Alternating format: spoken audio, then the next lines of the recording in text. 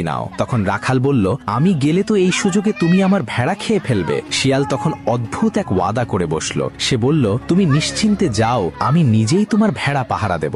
রাখাল অবাক হয়ে হযরত সুলাইমানের দরবারের দিকে রওনা হলো। পথে সে তিনটি অদ্ভুত দৃশ্য দেখল। প্রথমটিতে দেখল একটি গাভী তার নিজেরই বাছুরের দুধ পান করছে। দ্বিতীয়টিতে দেখল কিছু মানুষ ছেঁড়া ফাটা পুরনো কাপড় পরে আছে, কিন্তু তাদের সবার হাতে সোনার থলি। আর তৃতীয়টিতে দেখল একটি পরিষ্কার পানির ঝর্ণা বয়ে যাচ্ছে, কিন্তু তৃষ্ণার্ত হয়ে কাছে যেতেই এমন তীব্র দুর্গন্ধ বের হলো যে তার দম বন্ধ হয়ে আসার উপক্রম। দরবারে পৌঁছে রাখাল শিয়ালের জন্য ভেড়া খাওয়ার অনুমতির পাশাপাশি এই দৃশ্যগুলোর অর্থ জানতে চাইল। তখন হযরত সুলাইমান জানালেন, এগুলো শেষ জামানার নিদর্শন। প্রথম দৃশ্যটি সেই সব মায়েদের উদাহরণ যারা দুনিয়ার লোভে নিজেদের মেয়েদের ফিতনায় জড়িয়ে নিজেরা সুবিধা হাসিল করবে। দ্বিতীয়টি হারাম উপার্জনকারীদের উদাহরণ, যাদের অনেক সম্পদ থাকলেও জীবনে কোনো বরকত বা শান্তি থাকে